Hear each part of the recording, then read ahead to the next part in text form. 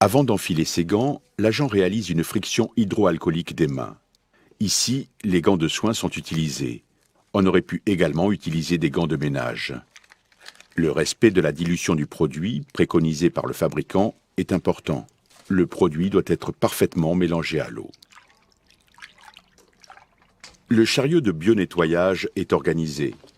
La répartition du propre sur les deux plateaux supérieurs et du sale sur le plateau inférieur est respectée. Il ne porte que des matériels utiles et en quantité juste nécessaire au poste horaire.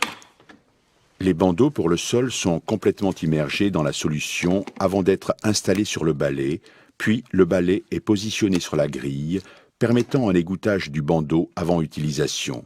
Ainsi, la quantité déposée sur le sol sera juste adaptée. Au total, le sol ne collera pas sous les chaussures en raison d'un surdosage et l'efficacité antimicrobienne sera assurée. Les chiffonnettes de couleur, adaptées à chaque fonction, sont correctement pliées, permettant une prise en main facile. Elles sont complètement immergées dans l'eau, puis essorées correctement avant utilisation. Le bio-nettoyage se fait du plus propre au plus sale. Une attention particulière est faite aux zones manuportées des soignants et du résident, barrières de lit, interrupteurs, zones manuportées des portes.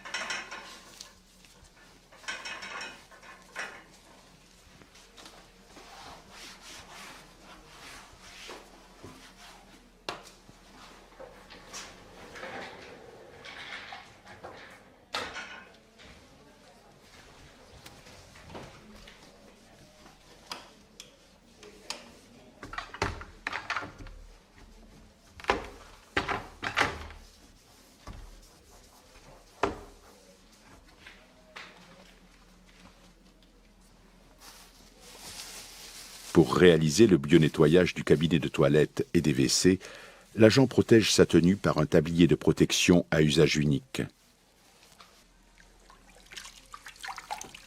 Les chiffonnettes jaunes et rouges sont correctement essorées avant utilisation.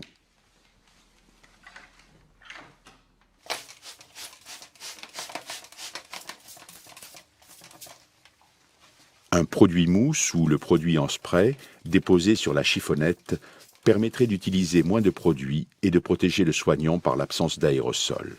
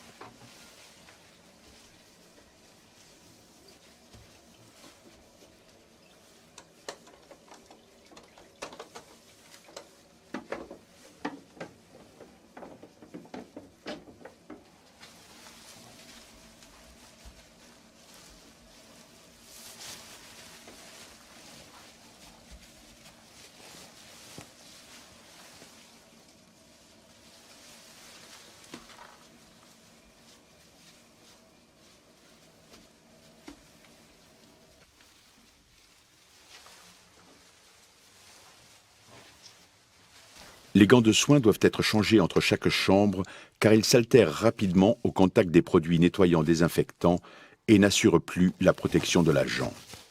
À la fin du nettoyage-désinfection des surfaces hautes, l'agent élimine son tablier de protection à usage unique et ses gants et réalise une friction hydroalcoolique des mains.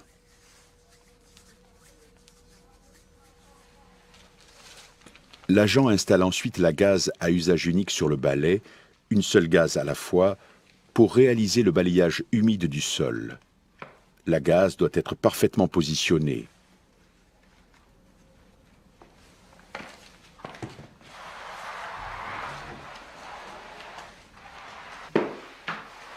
Le balayage humide permet d'éliminer les plus grosses poussières et les détritus.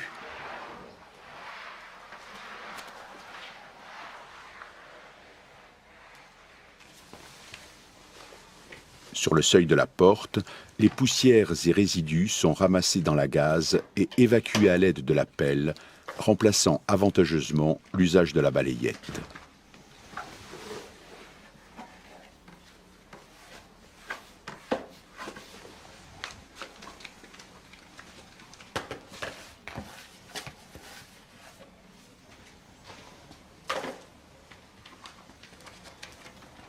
Le nettoyage du sol à l'aide du bandeau parfaitement égoutté peut ainsi être effectué avec moins de difficultés.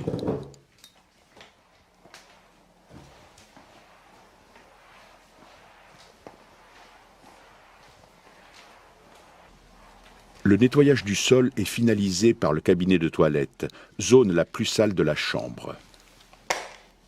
Comme les chiffonnettes sales, le bandeau sale est évacué dans le filet, protégé par un seau, disposé sur le plateau inférieur du chariot.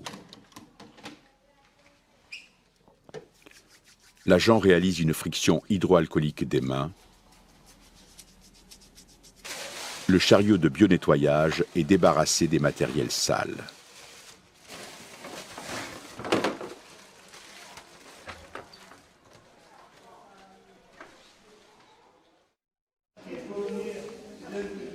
Nous sommes ici dans une unité de malades Alzheimer. Le nettoyage-désinfection des zones de déambulation de ces résidents doivent faire l'objet d'une attention particulière. L'agent porte des gants de ménage. Ils sont individualisés, nettoyés à la fin de chaque poste horaire et mis à sécher. 2 paires de gants doivent être utilisées, une pour les zones propres, une pour les zones les plus contaminées, comme les WC.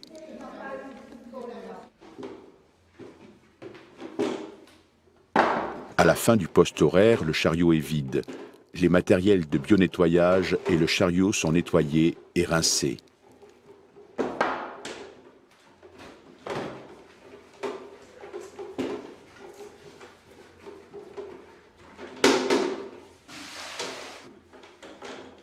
Le chariot reconstitué est entreposé dans un endroit propre jusqu'au prochain poste horaire. La salle de restauration est un lieu de vie fréquenté par l'ensemble des résidents. Son entretien est primordial dans la prévention de la transmission croisée et des épidémies.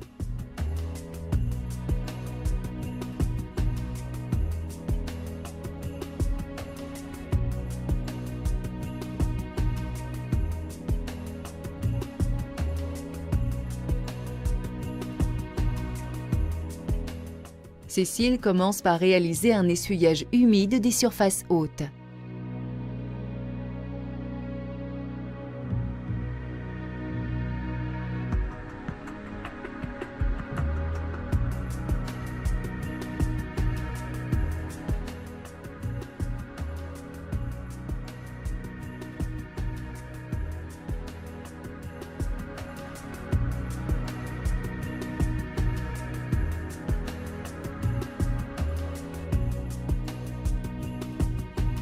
Dans les grands espaces, comme dans la salle de restauration, l'idéal est de recourir à un entretien mécanisé des sols.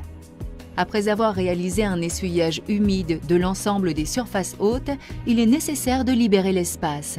Il faut dégager une partie de la pièce de tout le mobilier afin de pouvoir démarrer l'entretien mécanisé. L'autolaveuse permet un lavage mécanisé approfondi, combinant l'action d'une brosse et de l'aspirateur à eau. Elle lave et aspire simultanément en un passage. On se doit de commencer par les bordures et de terminer par le centre de la pièce.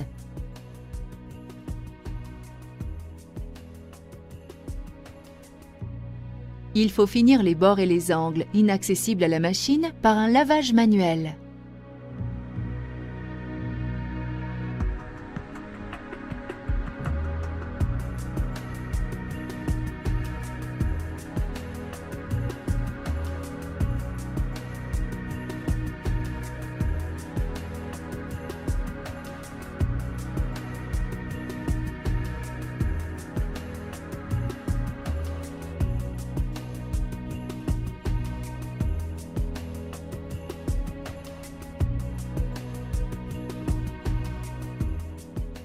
Le métier d'agent de service hospitalier consiste à la distribution des repas et le bio-nettoyage des chambres des patients, aussi bien au quotidien qu'en sortie.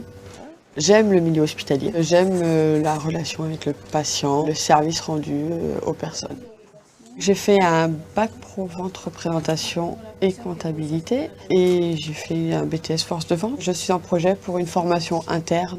Dans mon parcours professionnel, j'ai été commercial, puis agent de sûreté aéroportuaire et depuis 2 ans, je suis agent de service hospitalier à l'Institut Jacques Cartier à Massy. L'aide-soignante va venir vous aider pour vous relever, d'accord ? Bon appétit, à tout à l'heure. Une journée type chez nous, c'est on arrive pour le petit déjeuner, on sert le petit déjeuner vers 9h, 9h30, on débarrasse, on prépare le chariot pour le lendemain, puis on commence le bio-nettoyage dans les chambres au quotidien, les infections avec le patient à l'intérieur de la chambre. Midi, on sert les repas, puis on les dessert vers 13h30 et là, l'après-midi, nous faisons tout ce qu'on appelle les chambres de sortie. Quand le patient sort de la chambre pour une maison de convalescence ou à la maison. Sandrine, s'il te plaît, comme on a une sortie, est-ce que tu peux faire la chambre du 366, s'il te plaît? D'accord, tout de merci. suite. Là, on désinfecte la totalité pour l'arrivée d'un nouveau patient. Le soir, vers 18h, le dîner et le débarrassage vers 18h30. La journée se termine par le fait qu'on remplit une feuille de traçabilité afin que le responsable de site sache ce qu'on a fait de la journée. La chambre est terminée? Oui. Ok. Donc, sortie. Voilà. Il manque juste le lit à faire. Donc il faudrait, ouais. D'accord. Désinfecter, tout à fait. Les côtés positifs du métier, c'est de ne pas tomber dans une routine, puisque nous n'avons pas toujours les mêmes patients, toujours les mêmes équipes au niveau soins. La diversité des lieux aussi, puisqu'on bouge énormément dans l'hôpital. Le contact avec le patient et le milieu hospitalier lui-même. Les côtés négatifs, c'est la confrontation avec la maladie, donc pas toujours voir de belles choses. Il faut être patient, souriant et agréable. Il y a aussi le secret professionnel, donc être très discret vis-à-vis des patients et de l'équipe médicale. Un agent